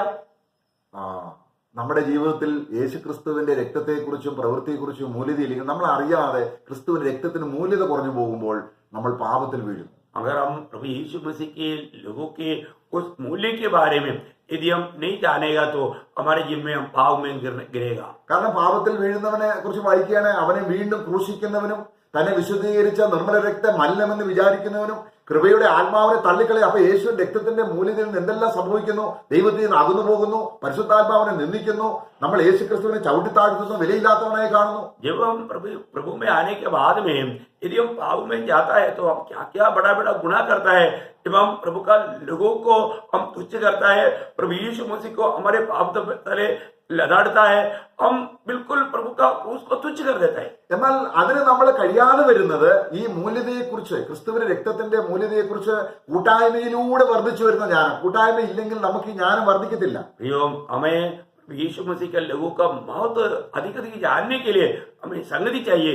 संगति अगर नहीं है तो हम इसका महत्व को नहीं जान पाएंगे. അപ്പോൾ നമ്മളെ ദൈവസന്നിധിയിൽ ധൈര്യത്തോടെ നിർത്തുന്നത് യേശു ക്രിസ്തുവിന്റെ രക്തമാണ്. हमें प्रियो प्रभु के सामने हिम्मत के साथ खड़ा करने वाला बात प्रभु यीशु मसीह के लहू है. നമ്മളെ ദൈവം അതിനായിട്ടാണ് ദൈവം നമ്മളെ തെരഞ്ഞെടുത്തത്. उसके लिए प्रभु ने हमको चुना है. നമ്മള് 1 പത്രോസിൽ അത് വായിക്കുകയാണ്. हम पहला पत्रोस में ये बात पढ़ता है. അവിടെ അതിന്റെ 1 പത്രോസ് 1-ാം അധ്യായത്തിന്റെ 2-ാം വാക്യം, पहला पत्रोस पहला अध्याय का दूसरा वचन. और परमेश्वर पिता के भविष्य ज्ञान के अनुसार आत्मा के पवित्र करने के द्वारा आज्ञा मानने और यीशु मसीह के लहू के छिड़कने के जाने के लिए चुने गए हो। അപ്പൊ യേശുവിന്റെ രക്തത്താൽ തളിക്കപ്പെട്ടുകൊണ്ടേയിരിക്കണം. प्रभु यीशु मसीह की लहू के द्वारा मतलब ऐसा അത് നമ്മൾ प्रभु यीशु मसीह के लहू को छिड़काते रहना चाहिए. നമുക്ക് ഈ രക്തം തളിക്കുക എന്നുള്ളത് നമ്മളെ ഇവർ എബ്രായ വിശ്വാസികൾക്ക് അറിയാം. നമ്മൾ നേരത്തെ വായിച്ചു, हमने രണ്ട് കെരൂബുകളുടെ മധ്യത്തിൽ മഹാപുരോഹിതൻ വന്ന് രക്തം തളിക്കണം. जब हमने यहूदी लोगों को ये बात समझना बहुत आसानी है, क्योंकि दो केरूबों के बीच में महायाजक लहू ला करके वहां पर बीच में छिड़काना है. അപ്പൊ രക്തം തളിക്കുമ്പോൾ ദൈവം കൃപാസനത്തിൽ നിന്ന് മഹാപുരോഹിതനോട് സംസാരിക്കും. जब लहू छिड़काता है तो प्रभु उस कृपासन के ऊपर से महायाजक से बात करता है. അപ്പൊ ജനം വെളിയിൽ കാത്തു നിൽക്കുകയാണ്. तब लोग बाहर इंतजार में है. അപ്പൊ ജനത്തോട് സംസാരിക്കാനുള്ള വചനം ദൈവം രക്തം തളിക്കുമ്പോഴാണ് മഹാപുരോഹിതനോട് പറയുന്നത്. जो लोगों से बात करना चाहिए वो बात इस लहू छिड़काने के समय में प्रभु याजक से कहता है. അപ്പം എന്റെ ആടുകൾ എന്റെ ശബ്ദം കേൾക്കുമെന്ന് കർത്താവ് പഠിപ്പിച്ചു. प्रभु यीशु ने कहा मेरी बेटे मेरी आवाज सुनेगा. എന്താണ് കർത്താവ് പറയുന്നത് നമുക്ക് കേൾക്കാത്തത്? हम क्यों प्रभु का बातें नहीं सुनता? രക്തം തളിക്കുന്നില്ല. क्योंकि हम लहू नहीं छिड़का. നമ്മൾ രക്തം തളിക്കാൻ നമ്മൾ കൈകൊണ്ട് രക്തം തളിക്കുന്നതിനെ കുറിച്ചല്ല. हम लोग लहू छिड़काने का मतलब हमारा हाथ से लहू छिड़काने के बारे में नहीं. നമ്മുടെ വീണ്ടെടുപ്പ് വിലയായി യേശു കർത്താവ് സ്വർഗത്തിൽ പോയി പിതാവിന്റെ അടുക്കൽ രക്തം തളിച്ചു. जब हमारे छुटकारा का धाम में प्रभु यीशु मसीह पिता परमेश्वर की पवित्र उपस्थिति में जाकर के अपना लहू छिड़काया, അത് നമ്മുടെ വീണ്ടെടുപ്പ് വിലയാണ്. ये हमारा छुटकारा का धाम है. കർത്താവ് പുനരുദ്ധാനം പ്രാപിച്ചപ്പോൾ മറിയ കർത്താവിനെ തൊടാൻ വന്നപ്പോൾ പറയും, എന്നെ തുടരുത്, ഞാൻ പിതാവിന്റെ അടുക്കൽ ഇതുവരെയും പോയില്ല. जब प्रभु यीशु मसीह मृतकों से जी उठने के बाद में मरियम प्रभु को छूने के लिए गया, तब यीशु मसीह ने बोला, हे मरियम अभी तू मुझे नहीं छूना, क्योंकि मैं अभी तक पिता के पास नहीं गया. കാരണം മറിയയുടെ വീണ്ടെടുപ്പ് രക്തം അവിടെ തളിച്ച് വന്നതിന് ശേഷം പറയും, ഇനി എന്നെ തൊട്ടുകൊള്ളാം. हाँ, मरिया के लिए भी जो छुटकारा का लहू बहाया था वो वहां पर छुटकारा छिड़का करके वापस आने के बाद में फिर छूने के लिए परमिशन दिया. അപ്പൊ എന്റെ വീണ്ടെടുപ്പ് വില, എന്റെ ധനം സ്വർഗത്തിലാണ്. मतलब मेरा छुटकारा का धाम स्वर्ग में है. ഇതിനെ കുറിച്ചുള്ള മൂല്യത വർദ്ധിക്കുന്നതോറും നമുക്ക് നല്ല കൂട്ടായ്മ കർത്താവിനോടുകൂടെ കിട്ടും. ये बात का सच्चा प्रकाश जैसे हमें बढ़ते जाएगा उतना अधिक हमें प्रभु के साथ का सौभाग्यता संगति हमें और भी मजबूत हो जाएगा. നമുക്ക് ഈ കൂട്ടായ്മയിൽ നമ്മൾ വർദ്ധിച്ചു വരുമ്പോൾ इस संगति में जब हम बढ़ते जाता है, ഈ ഭൂമിയിൽ ജീവിക്കുന്നതിനുള്ള ബന്ധത്തിൽ മാത്രമല്ല പരലോകത്ത് ചെന്നാലും ഈ രക്തത്തിന്റെ മൂല്യതയിലാണ് നമ്മുടെ കാര്യങ്ങൾ മുന്നോട്ട് പോകുന്നതെന്നാണ്. सिर्फ इस दुनिया में रहने के समय में लहू का महत्व है ऐसा नहीं, हम अनंत काल में ये लहू का महत्व है करके प्रभु का वचन कहता है. നമ്മളവിടെ എബ്രായ ലേഖനം അതിന്റെ 13 അധ്യായത്തിൽ 20 വാക്യം വായിക്കുമ്പോൾ इब्रानियों 13 अध्याय उसका 20 वचन में हम पढ़ता है. इब्रानियों का 13 अध्याय का 20 वचन. अब शांति का दाता परमेश्वर जो हमारे प्रभु यीशु मसीह को जो भेड़ों का महान रखवाला है सनातन वाचा के लहू के गुण से मरे हुए में से जिलाकर ले आया. അപ്പൊ അവിടെ നിത്യ നിയമത്തിന്റെ രക്തത്താൽ. यहाँ हमारा पढ़ता है कि सनातन वाचा के लहू के उस वाचा के द्वारा. അപ്പൊ കർത്തൃമേശ നിയമിച്ചാക്കിയ സമയത്ത് പറയുകയാണ്, ഇതാ പുതിയ നിയമത്തിന് വേണ്ടി ഞാൻ ചൊരിയുന്ന എന്റെ രക്തം. जब नया नियम की मंडली के लिए जब प्रभु ने इस मेष का स्थापना किया तब बोला कि नया नियम का लहू, वाचा का लहू. ഈ നിയമം എത്ര നാളത്തേക്കുണ്ട്? ये वाचा कब तक है? ഇറ്റേണൽ നിത്യജീവൻ എന്ന് പറയുന്ന അതേ നിത്യതയാണ് ഇവിടെയും പറയുന്നത്. यहाँ पर जो अनंत जीवन कहा गया वो अनंत काल की वही व्यवस्था यहाँ पर भी है. നിത്യ സ്നേഹം, अनंत काल का प्रेम. ദൈവം നിത്യനായിരിക്കുന്നത് പോലെ നാമും ദൈവവുമായുള്ള ഉടമ്പടി ഈ നിത്യ രക്തത്താൽ ഉടമ്പടി ചെയ്തിരിക്കപ്പെട്ടിരിക്കുക. जैसा प्रभु हमेशा एक सा है वैसा इस पवित्र लहू के द्वारा हमेशा के लिए ये वाचा बांधा गया. അപ്പോൾ ഒരു വിശ്വാസി തള്ളപ്പെടുമോ? इसका मतलब एक विश्वासी क्या इनकार किया जाएगा? ഒരിക്കലുമില്ല. कभी नहीं. പക്ഷെ അവനങ്ങനെ തോന്നാൻ കാരണം परंतु कुछ लोगों को ऐसे क्यों लगता है? ഈ ദൈവമായുള്ള കൂട്ടായ്മയിൽ ഈ പരിജ്ഞാനം വർദ്ധിച്ചു വരാത്തത് കൊണ്ടാണ്. प्रभु के साथ का ये संगति में इस ज्ञान में वो उन्नति नहीं पा रहा है, इस कारण ऐसा लगता है. അപ്പൊ നമ്മളെ പിന്നെ വെളിപ്പാട് പുസ്തകം 1-ാം അധ്യായത്തിന്റെ 5-6 വാക്യങ്ങൾ കൂടെ വായിക്കാം. जब प्रकाशित वाक्य पहला अध्याय इसकी 5 और 6 वचन भी हम पढ़ेंगे. ഇതെല്ലാം നമ്മുടെ കൂട്ടായ്മയിൽ വിഷയമാക്കുമ്പോഴാണ് ഈ കൂട്ടായ്മ എന്ന് പറയുന്നത്. जब ये सारे बातों को हम अपने अनुभव में लाएंगे तभी हम उस संगति का सच्चा महत्व को समझ पाएंगे. और यीशु मसीह की ओर से जो विश्वास योग्य साक्षी और मरे हुए में से जी उठने वालों में पहलौठा और पृथ्वी के राजाओं का हकीम है, तुम्हें अनुग्रह और शांति मिलती रहे. वह हमसे प्रेम रखता है और उसने अपने लहू के द्वारा हमें पापों से छुड़ाया है। हम अपने एक राज्य और हमें एक राज्य और अपने पिता परमेश्वर के लिए याजक भी बना दिया। അപ്പൊ നമ്മൾ പാപം പോക്കുക മാത്രമല്ല യേശുവിനെ രക്തം ചെയ്യുന്നത്, सिर्फ हमारा पाप से हमें छुटकारा मिला इतना ही नहीं, प्रभु का लहू ने किया। നമ്മളെ ദൈവമക്കളാക്കുക മാത്രമല്ല, हम सिर्फ प्रभु का बच्चा बना, संतान बना उतना ही नहीं, പിന്നെ നമ്മളെ രാജാക്കന്മാരും പുരോഹിതന്മാരും ആക്കുന്നത് ഈ രക്തമാണെന്നാണ്. हमें राजा और याजक भी बनाता है ये लहू। എന്റെ അധ്വാനം കൊണ്ടോ എന്റെ പരിശ്രമം കൊണ്ടോ അല്ല, ദൈവം എന്നെ ആക്കുകയാണ് രക്തത്തിന്റെ മൂല്യത കൊണ്ട്. ये कोई मेरी मेहनत नहीं, मेरी परिश्रम नहीं, और तो प्रभु यीशु मसीह की लहू के द्वारा प्रभु ने मुझको ये पद भी मिलाया। നമ്മൾ ഇതൊക്കെ വായിക്കുമ്പോൾ നമുക്ക് സൈലന്റ് ആയിരിക്കാൻ കഴിയുമോ? क्या प्रियो, हम ये वचनों को पढ़ने के समय में हम शांत रह पाएंगे? നോക്കുക, എന്നെ അവിടെ വായിക്കുകയാണ്, നമ്മെ സ്നേഹിക്കുന്നവനും. हमें प्रेम करने वाला। എന്നിട്ട് ഈ സ്നേഹത്തിന്റെ അർത്ഥം എന്താണ്? നമ്മളെ സ്നേഹിക്കണമെങ്കിൽ അല്ലെങ്കിൽ സ്നേഹിച്ചിട്ട് നമ്മളെ ഈ രക്തം മൂലം, രക്തത്തിന്റെ മൂല്യം നിമിത്തം, യേശുക്രിസ്തുവിന്റെ ആ രക്തച്ചൊരിച്ചിൽ നിമിത്തം നമ്മളെ രാജാക്കന്മാരും പുരോഹിതന്മാരും ആക്കി വെച്ചു. इस प्रेम करने के द्वारा प्रभु ने क्या किया?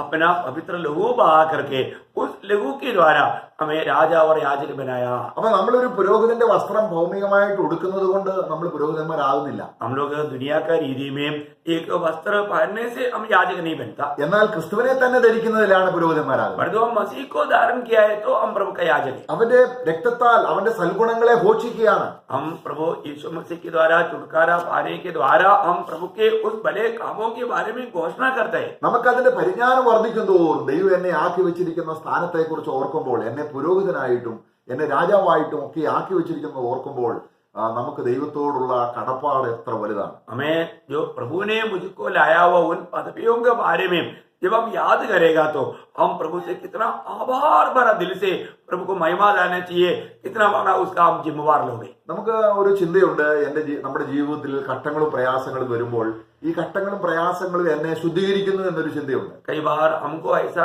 लगता है कि जब मेरे जीवन में कोई कष्ट आता है, दुख आता है, ये कष्ट और दुख के द्वारा प्रभु मुझे पवित्र करता है करके एक विचार हमें है।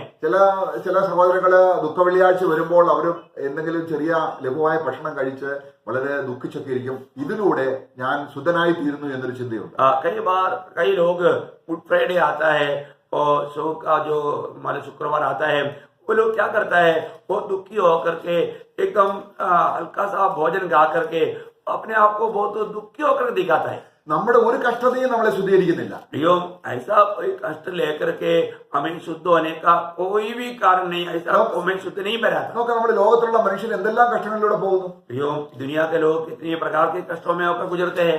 അപ്പോൾ നമ്മുടെ കഷ്ടങ്ങളല്ല നമ്മളെ ശുദ്ധീകരിക്കുന്നത്. हमें हमारे जीवन में आने वाला कोई कष्ट हमको शुद्ध नहीं करता। എന്നാൽ ദൈവത്തിന്റെ ശുദ്ധീകരിക്കുന്ന പ്രവൃത്തിയിലേക്ക് നമ്മളെ കൊണ്ടുവരാൻ ഒരുപക്ഷെ കഷ്ടത പ്രയോജനപ്പെട്ടേക്കാം. जब प्रभु हमें शुद्ध करने के लिए प्रभु की योजना के अनुसार का जो काम है वो हमें हो सकता है शुद्ध भी करे। നമുക്ക് വളരെ കഷ്ടതയിലൂടെ വരുന്ന വിശുദ്ധന്മാരെ കുറിച്ച് വായിക്കും. നമുക്കൊരു വാക്യം വായിച്ചിട്ട് അവസാനിപ്പിക്കാം. हम लोग और एक वचन पढ़ करके समाप्त करेंगे, जो कि वो लोग बहुत कष्ट में से होकर के गुजर कर आया।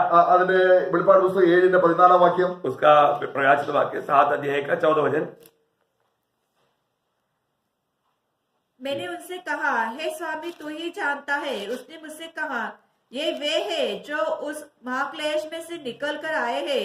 इन्होंने अपने अपने वस्त्र मेमने के लहू में धोकर श्वेत किए हैं। കേട്ടോ, ഇവർ കഷ്ടത്തിൽ വന്നതുകൊണ്ട് ശുദ്ധരാണെന്നാണോ? ये लोग महाक्लेश में से आया इसलिए पवित्र ऐसा है क्या? അല്ല, नहीं, കഷ്ടത്തിൽ കൂടെ വന്നിട്ടും परंतु वो महाक्लेश में होकर के आया तो भी എന്നിട്ടും കുഞ്ഞാന്റെ രക്തത്താലാണ് ശുദ്ധരായി തീർന്നത്. वे लोग मेमने की लहू के द्वारा शुद्ध किया गया। അതുകൊണ്ട് इसलिए അല്ലെങ്കിൽ കുഞ്ഞാന്റെ രക്തത്താൽ ശുദ്ധരായി തീർന്നത് കൊണ്ട് അതുകൊണ്ട് അവർ ദൈവത്തെ ആരാധിക്കുന്നതാണ് അതിന്റെ 15 വാക്യത്തിൽ വായിക്കുന്നത്. उस मेमने की लहू से वे लोग धोकर सफेद किया गया, शुद्ध किया गया, इसलिए वो प्रभु की आराधना करता है करके 15 वचन में लिखा है। അപ്പൊ നമുക്ക് രാപ്പകൽ ആരാധിക്കാം. हम दिन रात आराधना कर सकते हैं, നമ്മുടെ ഒരു യോഗ്യതയുമല്ലത്. हमारा कोई योग्यता नहीं। പിന്നെന്താണ്? फिर क्या है? ഞാൻ വളരെ കഷ്ടങ്ങളിലൂടെ പോയി എന്ന് വിചാരിച്ച് എനിക്ക് യോഗ്യത കിട്ടുന്നില്ല. मैं बहुत कष्ट में गुजरा बोलने से मैं योग्य नहीं बनता। പക്ഷെങ്കിൽ കഷ്ടങ്ങൾ നമുക്ക് പ്രതിഫലം തരുന്നുണ്ട്. जरूर प्रभु के लिए अगर हमने कष्ट सहा है तो वो हमें जरूर प्रतिफल देगा। പക്ഷെ ദൈവത്തോട് അടുക്കാനുള്ള യോഗ്യത നമുക്ക് തരുന്നത് യേശുക്രിസ്തുവിന്റെ രക്തമാണ്. परंतु प्रियो, एक बात हमेशा याद रखना, प्रभु के निकट जाने के लिए हमें योग्य बनाने वाला एकमात्र बात प्रभु यीशु मसीह की पवित्र लहू है। അവരെ ആരാധിപ്പാൻ നമുക്ക് യോഗ്യത തരുന്നത് യേശുവിന്റെ രക്തമാണ്. हमें प्रभु की आराधना करने के लिए योग्य बनाता है वो प्रभु यीशु मसीह का लहू है। നമുക്ക് രാപ്പകൽ ആരാധിക്കാം, हम दिन रात आराधना कर सकते हैं കാരണം രക്തത്തിന്റെ മൂല്യത ദൈവസന്നിധിയിൽ അത്രത്തോളം വലുതാണ്. क्योंकि प्रभु यीशु मसीह की पवित्र लहू का मूल्य प्रभु पिता के दृष्टि में इतना बड़ा है। അപ്പോൾ ദൈവത്തോട് കൂട്ടായ്മയുണ്ടെന്ന് പറയുകയും जब हम प्रभु के साथ संगति करके बोलता है ഇരുട്ടിൽ നടക്കുകയും ചെയ്താൽ, और तभी भी हम अंधकार में अगर चलता है, ആ ഇരുട്ടിൽ നടക്കുക എന്ന് പറഞ്ഞാൽ എന്താണ്? अंधकार में चलने का अर्थ क्या है? നമ്മുടെ സ്വന്തം വഴിയിൽ ദൈവത്തിൽ വരുന്ന ദൈവസന്നിധി हम വരുന്നു. अपने मार्ग में अपनी क्रोध का धार्मिकता में प्रभु के निकट आता है। എന്നാൽ യേശു ക്രിസ്തു ചിന്തിയ രക്തമുഖാന്തരം ദേഹം എന്ന തിരശ്ശീല ചിന്തി